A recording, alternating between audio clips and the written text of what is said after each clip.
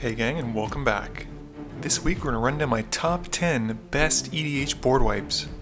As we typically do, we'll start off this top 10 list by going over some honorable mentions. First up, Fumigate.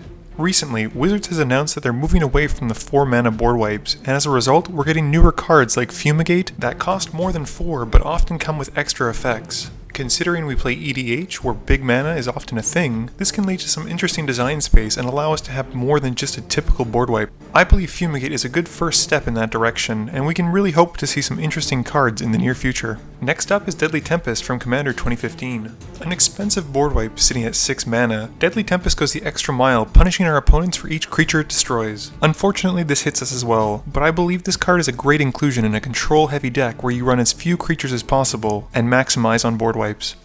I'd also like to mention Bontu's Last Reckoning, one of the cards spoiled from Hour of Devastation. I think this also showcases a fun design space, as it forces us to have to decide whether killing all the creatures or untapping our lands is more important. Naturally, I think it'll be a little bit better in EDH than other constructed formats, as we have so many mana rocks and ways to untap lands, but even still I find this card has polarized people's opinions, but I still hope to see it in some EDH games in the future.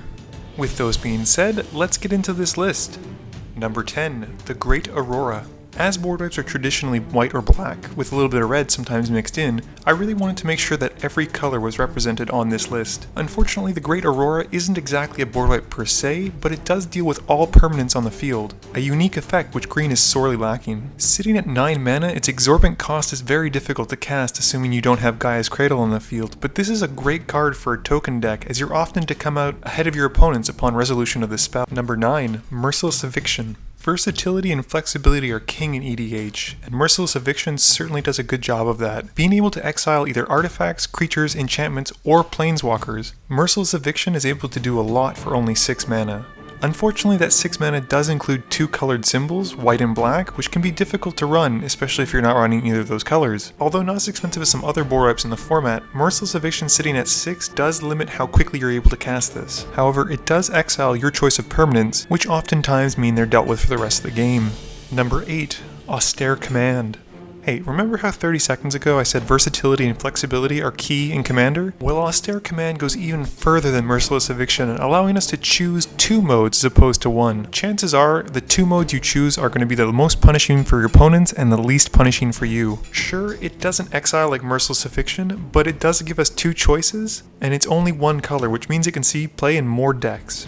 Number 7, Decree of Pain. Another expensive board wipe sitting at 9 mana, Decree of Pain hits all of the creatures on the board, including our own, but thankfully it does give us some comfort by allowing us to draw a card for each creature destroyed. It does come with the additional fact that the creatures can't be regenerated, which is always a good effect, plus it comes with cycling, which is a very powerful effect, as if you don't need the board wipe you can get rid of it, and in addition to this cycling, whenever you cycle Decree of Pain, you get a mini board wipe. Number 6, Supreme Verdict. Probably the most thematically on-point board wipe in this list, Supreme Verdict is a great representation of what the Azorius Guild represents in the lore. Slightly more restrictive than, say, Day of Judgment or Wrath of God, as it requires you to play blue, Supreme Verdict is nonetheless the ultimate control board wipe in a control war, as it prevents your opponents from countering the spell. Sure, they can bounce it back to your hand, but there aren't a ton of these effects, and eventually they'll run out, which means this spell is going to resolve.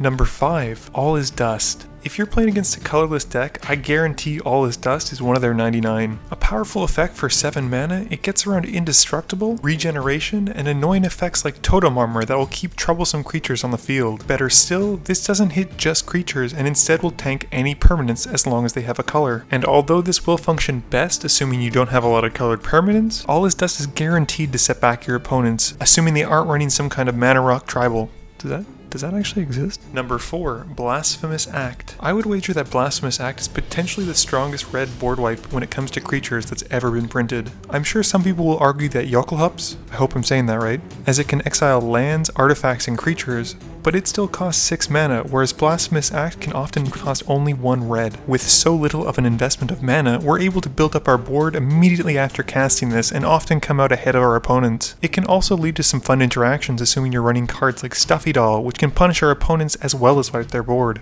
Number 3, Damnation. Now, I know I said number 3, Damnation, but it's also for Wrath of God, as they're functionally the same card, just in different colors. The saying, if it ain't broke, don't fix it, comes to mind when I look at these cards, and Wrath of God has been around forever, and frankly, it's still one of the best board wipes today. Well costed in dealing with Regeneration Clause, Wrath of God and Damnation are easy inclusions in any deck that has their colors. Even worse versions like Day of Judgment can potentially be 3-for-1s or more depending on how many creatures your opponents have. These types of cards will always be on my mind when I'm thinking of including board wipes in my deck. Number 2, Cyclonic Rift.